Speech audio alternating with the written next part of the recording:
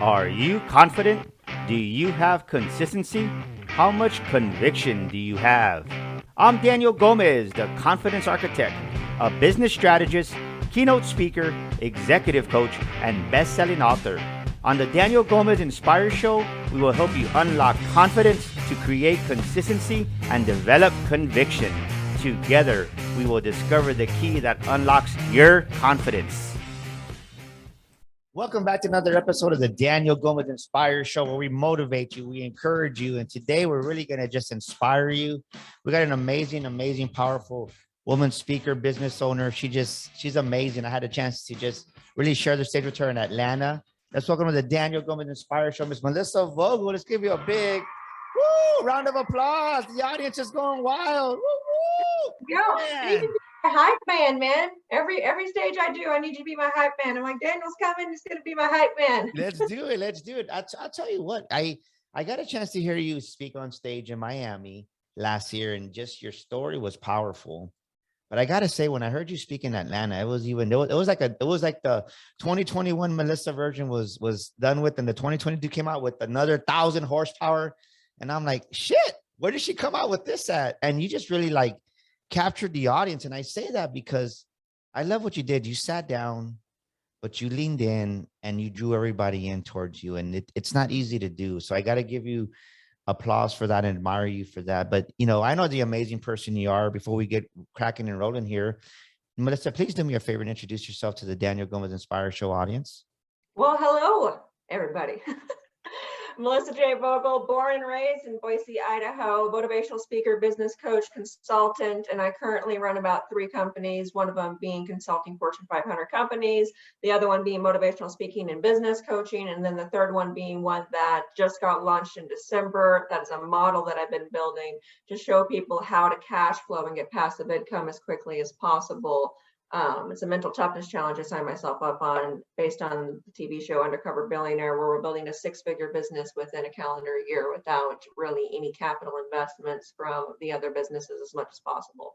So it's been a lot of hats everywhere, but I'm very humbled to be on here, and thanks so much for connecting me with your audience. No, we're honored to have you. I'll tell you what, because you bring a lot of value. And I think the main thing that I really just love about you is there's no quit in you. There's no quitting. There's no, I can't. There's no, it's not possible. Every time I just see you, you're always going forward. And I think so many times, especially these last couple of years, right? Somebody hits a wall and they want to give up, or somebody hits a wall and then they get stuck in their feelings, or somebody hits a wall and they give up on their dreams. And that's not what happened to you. I just remember you sharing your story, how you just kind of overcame so many things. And what's made you the successful businesswoman that you are today? Because I think so many women out there, they need to hear this, because sometimes we don't value ourselves enough. And you just came up and you're doing it, right? So what really is the driving force, the driving machine behind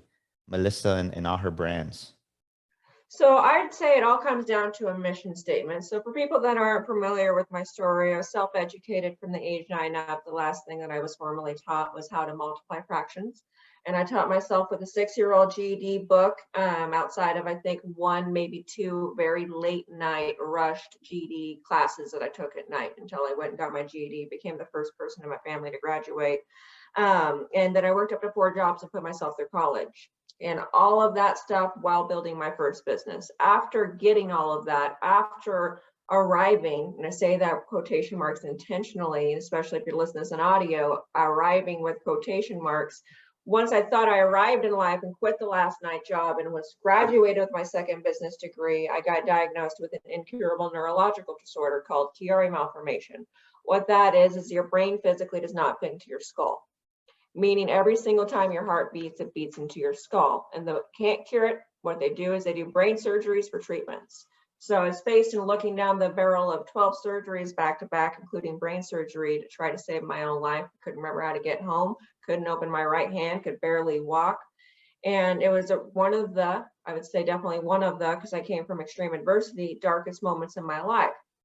And we lost everything financially, everything emotionally, everything mentally. I was completely exhausted and completely drained because I did hit that wall, as we all do.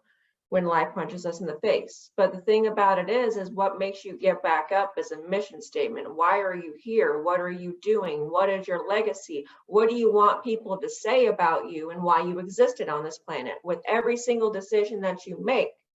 And that's the big thing. When I talked about in the beginning of this, I've worked with Fortune 500 companies. That's the big thing that separates a small business from a big national business is a mission. They are selling their customers and their employees on a mission statement.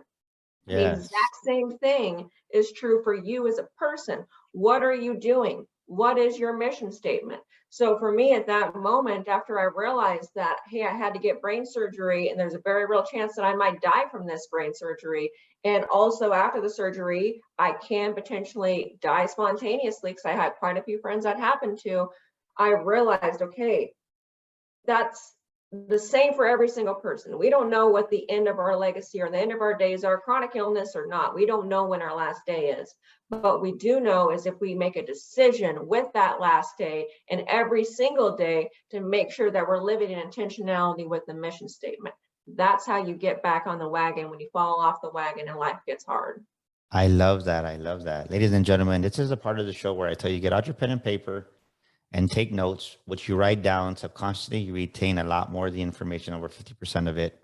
So take notes because Melissa is going to drop some massive wisdom. And I really want you to remember and write down, engrave in your heart what she's going to say. All that being said, what made you just not give up at the beginning? Because I think so many people, they take the easy way out, Melissa. Mm-hmm. And how did you come up with the idea to even cultivate a mission statement for yourself that really kind of just drove you to be the person? Because anybody could have said, well, because what you went through wasn't easy, right? It wasn't easy at all. Yeah. And I think most people, they see the negative, but you didn't. You saw the positive in that. And I say that because when my wife was diagnosed with breast cancer, so many people, they take the negative approach, right? They say, well, fuck cancer and forget this. And no, when you do that, you feed the negative. And I told my wife, we're not going to focus on the bad. We're going to focus on the good. And it sounds like that's what you did during this season of your life. And how did you arrive at that mindset to approach it that way? First off, I'm glad you cussed because that opens the whole door. Speaking my language, man.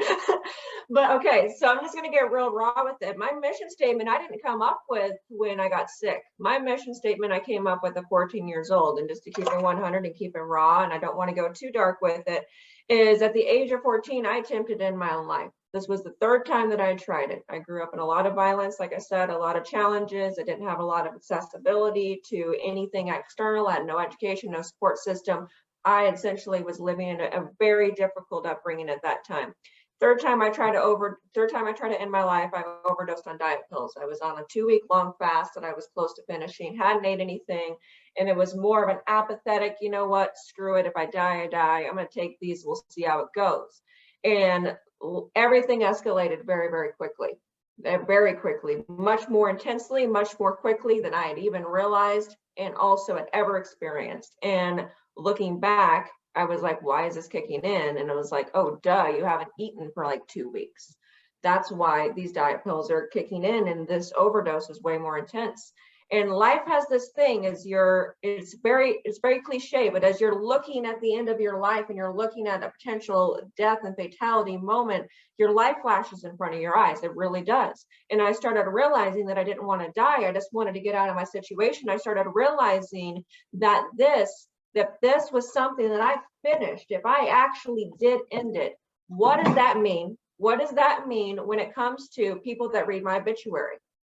If somebody in that same situation, similar, worse, better, I don't know, read my obituary, what would I be telling them? Would I be telling them that if somebody told them that their life was pointless, that they should believe it? Would I be telling them that hurt people, and that means you should continue that cycle, and also that includes hurting yourself because you are a person? What is that decision? So I started crawling myself because I lived in like a 700 square foot little house. I started crawling myself because I couldn't walk after this to the kitchen to try to get as many of these pills out of my system as I possibly could, and to try to inhale as much bread as I possibly could. This was at 14 years old. And I remember clear as day, that I told God, and I said, God, if you let me live through this, I promise you I'm going to be the best version of myself for myself. Meaning I wasn't going to seek other people's validations. I wasn't doing it because of an influencer or a guardian or whatever. I'm going to be the best version of myself for myself. I'm going to show people that they can do anything that they put their minds to, regardless of other people's opinions, limitations, or oppressions. And that hurt people, and that doesn't make them right. Yes. You know, you said something that really caught my attention. And I guess you never think about it because you think about hurt people hurt other people. It usually is the way you hear that saying. Mm-hmm. But you said the way you said it right now is sometimes, well, not sometimes, but hurt people hurt themselves. Mm-hmm. Absolutely, 100%. And you continue that cycle. And you continuing that cycle hurts other people that could have had your dreams, your impact, your vision, your story. That you put yourself on an island, therefore other people going through your same situation put themselves on an island. The biggest thing about depression is depression creates a false sense of isolation. That's what depression is. So when you hurt yourself, whether that be self-neglect or to that finish line that I was at that particular moment, that trickles into other people, and that creates that isolation for other people that think they're the only ones that have gone through what they have, and that's a proper way to react to it. So as that mission statement, I was like, okay, I can break this cycle. And when I break this cycle, I can show people that there's another option, including the hurt people that are hurting people. I can show people that there's something, an opportunity to make something beautiful out of the adversities that we've been through. Now, here's the thing. That's my mission statement. It has been since I was 14 years old. But the thing about life is when you make a declaration like that, life's going to punch you in the face and it's going to be like, do you really mean it? Not even 5 months later, I got hit by a truck, broke my collarbone and dislocated my shoulder, and I worked left-handed for over a decade. They barely just fixed it last year fully with my second shoulder surgery, and I'm right-handed. And I worked through it regardless. I worked 4 jobs, so I said, putting myself through college while building a business. And then life punched me in the face and said, hey, actually, by the way, your brain doesn't fit in your skull. That's why you have terrible migraines and are massively dyslexic all the time. I'm like, oh, okay. And I got into a pity party. I did. But what you have to do is you have to look in the mirror and you have to woman up, man up, whatever up you want to call it. And you'll be like, am I full of shit? And what I realized is when I got sick, what I realized is after I had that diagnosis, I already had this mission statement identified. I already was living it for the most part from an external perspective up to this point. But I knew, especially within about a year to 2 years of having a pity party, that I was bitching out, that I wasn't taking it seriously, that I was not fulfilling that commitment. And that's how I tapped in and got back on the wagon. That's where I realized I fell off path, that I lost my compass and I needed to re-engage on it. I So love that, right? Because what you're saying is this, is ladies and gentlemen, listen to what Melissa's saying. Maybe you made a commitment to yourself. Maybe you did what Melissa did and you made a declaration. And you fell off the train, you fell off the horse, however you want to describe it. And you're hurting yourself again. You're having a pity party. You're stuck in that area. Melissa didn't stay there. She got up, right? She went back and said, no, let me just wipe it off, take the dust off my knees. Let me get up and I can continue this. So many of us, Melissa, and I want the audience to hear this, is they fall off and they never get back on, right? They think because they didn't keep their commitment or a declaration. We all go through that, right? We're all going to fall and stumble. What advice, what are 2 bits of advice that you would give our audience if they make that declaration like you did and they're moving forward, and then next thing you know, you kind of fall by the wayside? What are 2 things that somebody can do to get back on track to say, no, this is bull, right? This is BS. I can keep my declaration. Maybe I kind of backpedaled or went backwards for a couple of steps, but I'm going to continue my commitment, my declaration. What are 2 action steps that you could give the audience to take away from that? So I think there's 2 reasons why people do that. One of them being a very simple way that the human brain operates, pain versus pleasure. We're very simple beings. And if you can take it down to a scientific level of pain versus pleasure response within your brain, what that basically is you could only force yourself to do something that's painful for so long. That's why you have people that are like, I'm going to quit smoking. And then the next freaking second they're smoking, because the pain of not smoking and going through that withdrawal seems to be overwhelming, more so than the pleasure of quitting. So they're getting more pleasure out of that whole experience of the short-term pleasure of smoking. So I would have people write down and say, okay, what's the pain I'm going to feel if I don't get back on the wagon? What does that look like? What is that pain? How is that going to feel? What if I'm 60? What if I'm 70? What if I die tomorrow and on my deathbed, I realized that I didn't do any of the crap that I wanted to, and I lived in fear? Write down the pain that you're going to feel of the impact of you not fulfilling that commitment to yourself. And then write down the pain that you'll feel of actually doing the actions. Now, and my goal as a coach is I'm very much the Gary Vaynerchuk kind of approach. If you're happy, I've got no damn advice for you. Go keep being happy. But for those that write that list, I love that. I must guarantee you, when you write that list, the pain of not doing it is going to outweigh the pain of doing it. 9 times out of 10, unless you're a happy person, which go keep being happy, bro. And I'm happy as hell for you that you're happy. But if you're not, do that exercise. The next thing I'll say is I like when Joe Rogan talks about the importance of being the hero of your own story. What would that movie of yours look like? What would that be if you were to be the hero of your own story? What would that main character do? What would they act like? Just because you fucked up and your life's destroyed and your car's getting repossessed and all of these terrible decisions that has maybe happened to you, because I've been there, and maybe in everyone's perception you are a loser, and even in your own perception you're a loser. Those are the best damn movies, man. Those are the best movies. I mean, Pursuit of Happiness, freaking love that movie with Will Smith, because it's exactly that. That's what life and success looks like. But the problem is people do not become the heroes and the main character of their own story, and they stay in that dark moment because they think that they are a failure versus the situation being a failure, and they internalize it. If you can be the hero of your own story and take the actions that that hero would, everything's a game changer. And it's actually kind of turns into a game of like, dude, this is going to be a dope freaking novel. This is going to be cool. It makes a good book, right? Exactly. Yeah. I love that. And I think so many times we listen to that voice that creeps up of doubt. Mm-hmm. And then those lies that we tell ourselves, and we start to believe those lies. And I think what you're saying is there comes a point where, ladies and gentlemen, you got to stop believing those lies. You got to stop believing those lies, and you got to remove those labels that you've put on yourself, and that people put on you. And one thing I never realized, and through coaching some clients, Melissa, is that as people, they put their own labels on themselves. They put their own labels, and then they believe it. And I think one thing that I want the audience to hear right now is write this down right now. What lie do you need to stop believing about yourself? What's the lie you're telling yourself? That you're not good enough, that you're not smart enough, that you're a failure because maybe you're divorced, maybe something happened, you got fired? Is that the lie you keep telling yourself? What's the label that you're listening to? That you're ugly, right? That somebody says you're too shy or you're too loud, so you dim your light to make everybody else happy. Because the limitations ain't gonna come off, ladies and gentlemen, until you stop believing the lies and you remove those labels on you. That's when the limitations are lifted, and that's what Melissa's talking about. Mm-hmm. Yeah, absolutely. And that's the thing is, like, a lot of times we loathe and we hate ourselves. So we say things to ourselves that if I was to say to you, I know I'm a woman, but if I said some of the things I say to myself, sometimes you might be like, dude, I might have to slap a woman right now. I say that jokingly to light up the mood, obviously. I'm just saying, the things that we say to ourselves, regardless, like, we'd be like, dude, what is wrong with Susie over here thinking she can talk to me like that?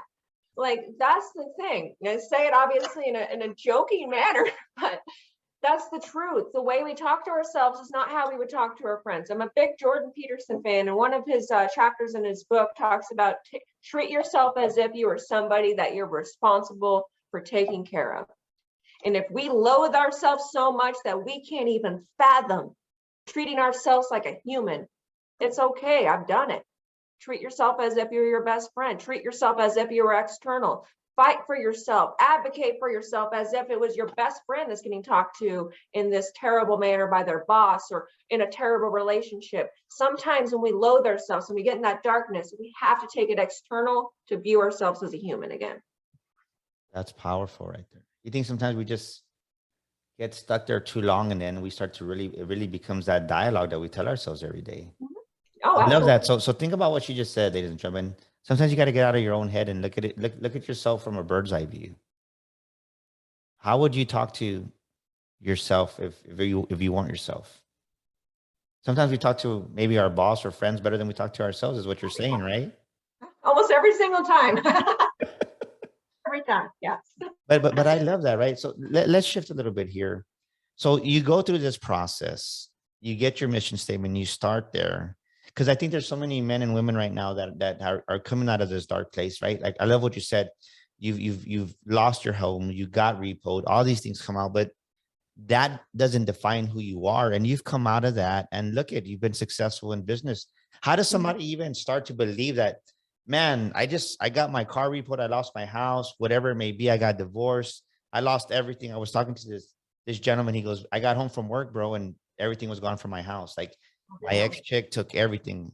Mm.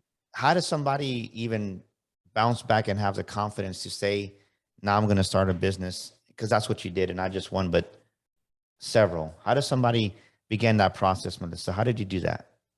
So I think there's two different things. One, when life punches me in the face, you just got to get right to that pain versus pleasure response. I get a lot of freaking pleasure out of getting punched in the face by life, because I will go through a moment of like, all right, God, this sucks.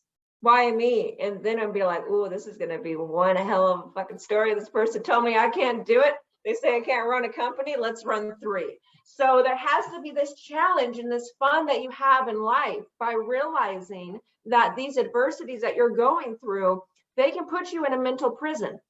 And also what puts you in a mental prison is other people that have been through that situation telling you, oh shit, when my car got repossessed, I just moved into this place and I gave up on life and I hate my life, but that's what's going to happen to you. They're putting their limitations on you. So I get excited when life punches me in the face, because I start hearing these limitations that I'm putting on myself. And I know that somebody else probably told me that. I know somebody else has been told that, that's going through what I'm going. And I'm like, dude, watch, I'm going to break through this prison. And when I do that, it's going to break a lot of other people out of the mental prison that other people have put them on and put them in. So what I love about haters, I've had so many people stick a finger in my face and tell me that I can't do something.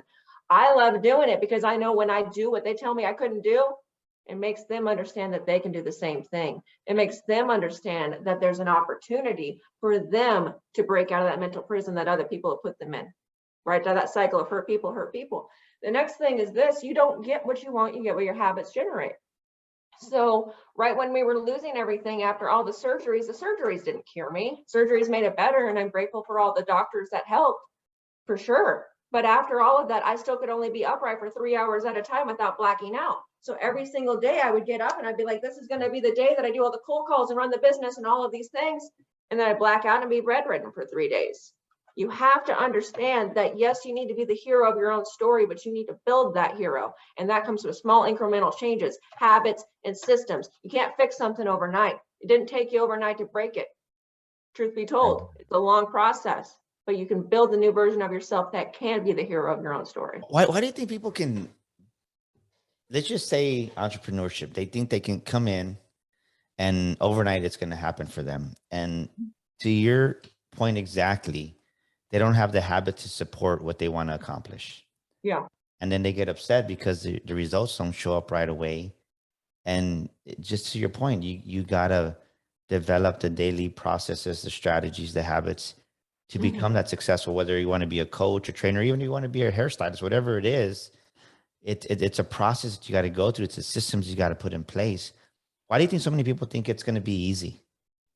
I think a lot of people think it's going to be easy because they've spent a lot of their lives being haters in situations of people's success.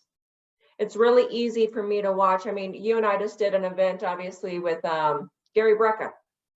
He just posted on his Instagram that he was in the freaking he was on the Kardashian show. I was like, dude, this guy's a badass. And some people that maybe haven't struggled, or some people that hate where they're at in their lives, they may look at that or the Kardashians or some big, like whoever it is, and be like, oh, well, it was lucky for them. It was an overnight process and good for them. Like if I could, and they become haters. And when you become haters, you don't realize all the work that a Gary Breck has done. Or I'm not a super big fan of the Kardashians myself, but the Kardashians have absolutely done, or whoever these people are that have massive success. So when you're a hater and you don't see all of the freaking work, like I barely know Gary, but I know he's a dope dude and he's freaking badass. Like I know he's done so much work I probably have never even fathomed seeing him do at this point to accomplish that. But when you're a hater, you think it's overnight. So what happens? You try to become that overnight success and you realize that that's not how it works. And then you become a hater to yourself. Boom. That's a boom right there. And that's so true, because I can tell you that sometimes as you work with some people, part of the thing is you got to be honest with them, right? As you coach them, you guide them, and you tell them the truth and they don't like it. It's not what they want to hear. Yeah. And I'm like, you're right where you need to be. And they don't like that answer. Just be patient. And then Yeah. they go off to some other program or whatever. And then next thing you know, 4 or 5 months later, they come back. Well, so and so wanted to do this. I'm like, well, you got to understand that no matter where you go, right. If Daniel's having a problem with Mallisa, and then Daniel goes works with Gary and has a problem with Gary, then Daniel goes with ABC, and then Yeah. I need to fix myself, and I need to realize, you know what? Maybe there's some truth to what my coach Mallisa told me, and Absolutely. I got to work on some things. But so many times, the word comes out that's truth, and they don't receive it because of that very thing. Is, well, I want to be farther ahead, and then you start playing the comparison game, and then that's really where you lose it and you go downhill, because you're not being you. You're being somebody else. You're trying to be you being somebody else, and it doesn't work that way. Exactly. And the more that you realize that the people that are successful, that mainstream media may be hating on or whatever it may be, that didn't happen overnight. That didn't happen overnight at all. And you have to understand, whether you love them or you hate them, they built something, and they built it intentionally, and they built it. And there's a reason why they are massively freaking successful. And I need you guys to celebrate them, because that will allow you to celebrate your damn self. There are some successful people that I am not a big fan of, and I've been very public personally about my not fandom of Mark Zuckerberg. However, there is a lot of things that he's done to create a success. And that's the thing. You can't be a hater, and you have to appreciate your friends winning. Like, I freaking was like jumping up and down when I said Gary at Instagram, and I love seeing your success. The more you celebrate other people, the more you celebrate yourself and understand and appreciate the very mundane, boring crap that needs to take place to become successful and have those big wins. And it helps you with being okay with where you're at. I love that. Was there ever a part on your journey when you're starting your businesses that you just hit that place that you lost your confidence? You said, maybe this isn't for me. Oh, yeah. What did you learn about yourself in that moment? So I'd say what I learned about myself in that moment is a big reason why I did that. It was a couple different things. One, I was trying to be somebody else. I'm not a very I don't fit into communities as well as one may like, especially like normal communities. It's not. I've always. Hey, don't feel bad. I'm gonna give you a horn, because that's Daniel Gomez, right? I gotta agree with you on that one. Yeah, like, it just doesn't happen. So there was a long time. I'm laughing because I feel you, because it's just like so many times we tried, and I think this is good, ladies and gentlemen. Listen to this. It's okay not to fit in. It's okay if maybe your creator, maybe God created you to be totally different, to where what you're going to do in business and life is nothing what anybody's doing. And if you think about that, you just think about some of the inventions that people have done, like spandex, right? Totally off the wall. Who's going to buy? Who's going to, right? Yeah, If you think about it, we'll just say jeans are dominating the world, and somebody says, who's going to buy a spandex? What? You're going to put this together and it's going to stretch? And yeah, look, she didn't fit in, and now look at that. yeah. Billionaire. Yeah, for sure. Exactly.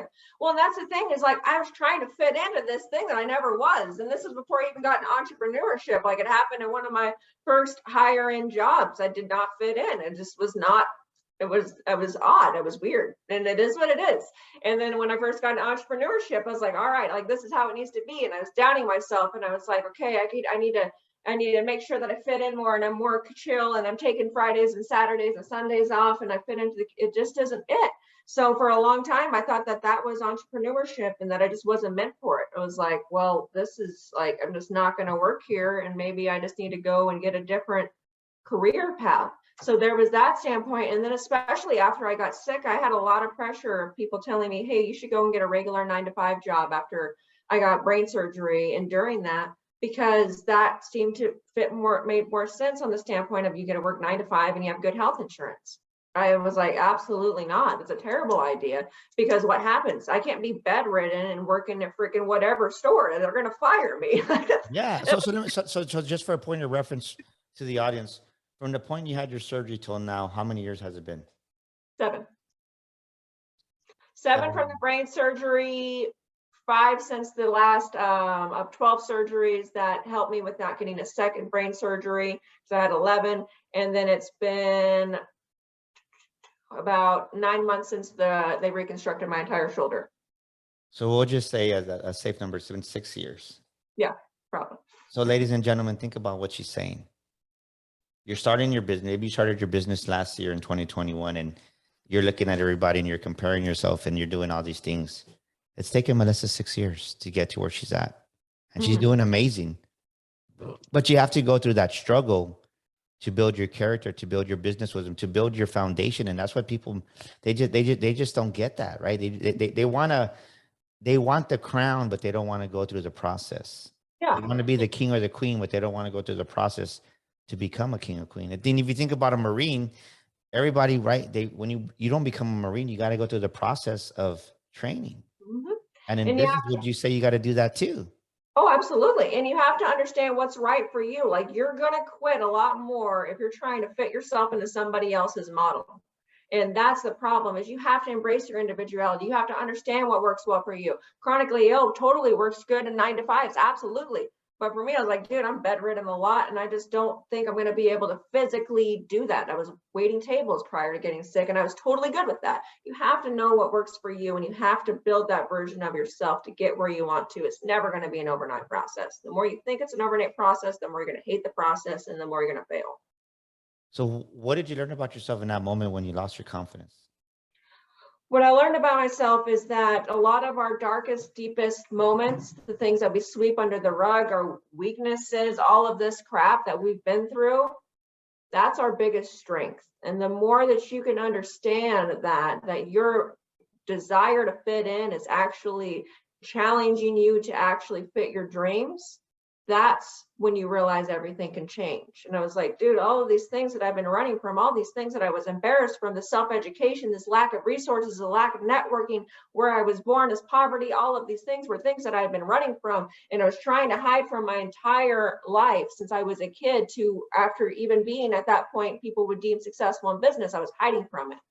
But that's what was holding me back from being fully successful, is I was running from my strengths by trying to fit into other people. I love that. You've mentioned the word poverty 2 or 3 times. How did you overcome that in your thinking? Because I think that the thing that holds us back most in business as young entrepreneurs is over 90% of us that start a business, and just Americans in general, they have a poor-minded financial inner economy, right? I talk about this in my new book, The Makings of a Millionaire Mind. And it's their relationship with money. It's how they see money. They're stingy, right? They're stingy because they don't want to lose it. They barely have anything. Yeah. How did you overcome the poverty aspect of who Mallisa was to who she is now, a very successful businesswoman? That was a very long and challenging process. And I mean, I've got the 10X rule up there above me, and that was a big, big thing. So at the time that I found the Cardones, I was making my own pickles to save money. I had my car was already given up, and I was very much in a scarcity penny saving mode. That's how I operated. And I had to realize, okay, this person is saying something that's completely different than how I see something, and he has what I want financially. How do I do that? I need to learn something new. I need to understand something new. But a lot of it comes down when it comes to poverty and relationship and money, is we have this brainwashingness about us where we think money is the root of all evil. All these phrases that we've been told about money. And as ethical people, as moral people, we will not attain something that is in conflict of our character. So if you cannot audit the truth of these statements that you're saying to yourself about money, you will self-defeat every single time in your pursuit of it, because you will feel treasonous to your belief system. So I had to write down my belief of money. What did it mean? Is it evil, or does it amplify people? Can I provide for my family and for myself with more financial freedom? When you come down the gun of literally choosing surgery or a roof over your head, you'll understand that money is not a weapon, but is a tool for freedom and decision making. I hope that people never have to make the decisions that I was faced with on keeping a roof over my head or potentially living. Like, that's a terrible thing. So money gives you opportunities to decide for yourself, for your health, for your impact, and for your family. As soon as you can reprogram that belief system, you'll see the opportunities versus hating yourself for chasing something that is a necessity. I love the way you said it. I never heard it said that, right? It's kind of like, if you have this strong belief system and you audit yourself, and then I like the way you said it. It's like treason against your own beliefs. Mhm. That's powerful. I like the way you said that, right? So think about what she's saying, ladies and gentlemen, because I really want you to add value, right? Because so many times, ladies, as you're listening to this, you're not adding value to yourself because you have the wrong relationship with money. Mhm. And think about what she said. Do you have the beliefs that money is the root of all evil, that, right, I can't afford it? I want you to get a pen and paper out right now, ladies and gentlemen, and write down, what are your money beliefs? And do an audit and think about what she said. She said she looked at that time, she read 10X Grant Cardone's book. And she said, wow, they have what I want. So they think differently. And you got to ask yourself, how is my thinking hurting me? And maybe you haven't even had the awareness of it, but maybe you don't have clients coming your way because if you think, right, if you think that money is bad and evil, guess what? A client is going to translate, a client is going to turn into funds, a client is going to turn into money. And if you have the wrong relationship with money, you're automatically rejecting those clients. You're automatically reflecting it because of what you said. It's like treason against yourself. So in return, you're rejecting your clients, and it's treason, and your business isn't going to grow. Would you say Mhm. so? Oh, absolutely. And you have to audit what content's coming in. Like, maybe there's certain news channels you don't listen to because their belief system on money is not good. Maybe there's particular things that you need to be doing to, in a sense, kind of change your entire philosophy, but you can't do something that you hate. It goes right back to that pain versus pleasure response. What are you associating pain with?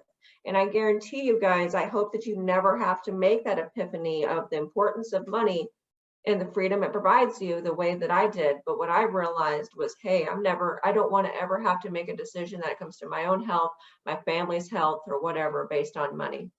So I can't commit that that's never going to happen because I'm not a multi-trillionaire, but I'm going to do my best damn thing to not be a hater on other people's success. Because some of these people that have that mindset hate on people, going right back to being a hater on their success. And then they became a hater on their own journey as they try to become financially independent. So what's a money hack you can give us? What's one thing that you did to really shift to go from that poverty consciousness to that prosperity, abundance consciousness? I would list something right now on Facebook Marketplace and sell it in your house today. I don't give a shit what it is. I don't care what, I don't care. I've literally been to the point where I sold all my furniture in my house. I've also been to the point where I've flipped random things. So if you don't have anything in your house, go on Craigslist, get something for free and sell it on Facebook Marketplace, but sell something. The reason why is that opens your mindset of how abundant and opportune you have to earn money and makes you realize that you're surrounded by your solution. There are a lot of people in poverty that I've seen, and I personally have been myself, that are surrounded by our solution. So once you realize that and open your eyes and sell something, that immediately puts you on positive versus negative when it comes to momentum. People think that they're failure, that they are a failure because they have failed. Once they realize, though, that positive and negative momentum is the only difference between success and failure, that's the big unlock. This will put you immediately onto positive momentum. I love it. I love it. What's the best business advice you've ever received? Best advice. Ooh, that's a tough one, man. That's a tough. I would say the best advice that I've ever received came from a course that I did with Lisa Romano. She's a health coach life coach that focuses on overcoming childhood traumas and stuff like that. And there was one thing that she had us do, I think, where you wrote down all of the people that were in connection of your life and how they made you feel. And when you did that, you start realizing, are these people that I'm focusing on helping me, or are they hindering me? And not in a judgmental manner. So I'm pretty sure I found that through her course. And what I realized as I started diving in a little bit further is statistically, the human brain, and this is from a Harvard study, can only maintain 158 relationships.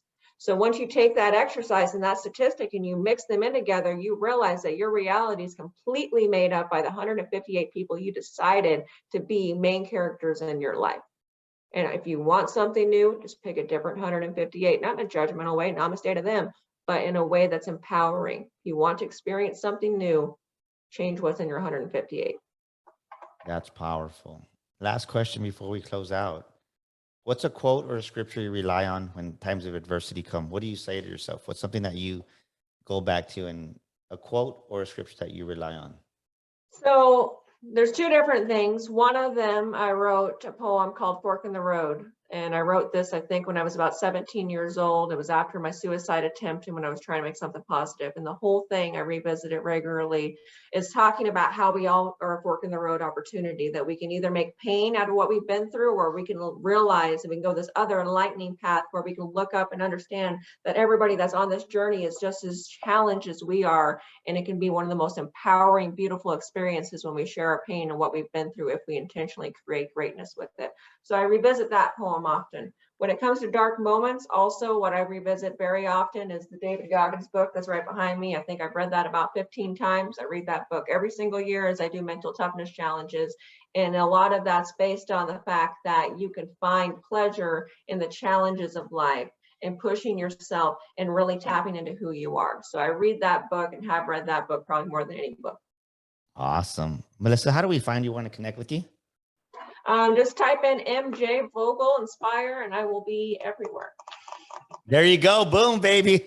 I love it. I love it. I love it. Ladies and gentlemen, just to recap this amazing episode, you have the power within you to go left or right on that fork. What are you going to do? Are you going to play the victim? Are you going to be the one that hates on people's success? Or are you going to choose the other side of the fork, like Mallisa said? And are you going to go and make something of yourself and realize that even though you've been through some of the darkest moments in your life, it doesn't define who you are, and you can become whoever you want to become. If you like what Mallisa said, reach out to her. We're going to have her information on the show notes. And Mallisa, thank you once again for just being here with us. It's been an amazing, amazing episode. And ladies and gentlemen, if you're stuck in life, if you're stuck in business, definitely go to DanielGomezGlobal.com and send us a message there with our entrepreneur self-assessment, and send me a message on the back page of our website, DanielGomezGlobal.com. And we want to give you a complimentary discovery session. Go to Amazon right now and get our new book, The Makings of a Millionaire Mind.com. That's The Makings of a Millionaire Mind. Get our book. It'll transform your life. And go get our course. We've had positive feedback. It's changed already lives. The Makings of a Millionaire Mind. The course is on The Makings of a Millionaire Mind.com. Go get your course today. And until next time with another amazing guest, this is Daniel Gomez and Mallisa Vogel just tuning out today. Thank you for joining us. We love you, and we'll see you next week on another amazing episode.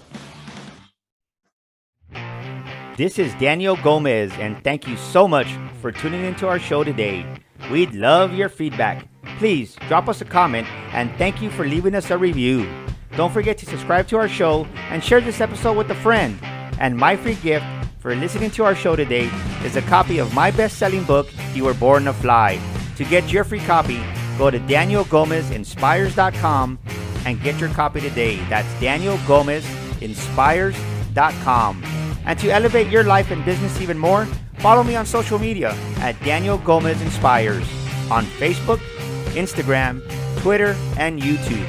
Together, we will discover the key that unlocks your confidence.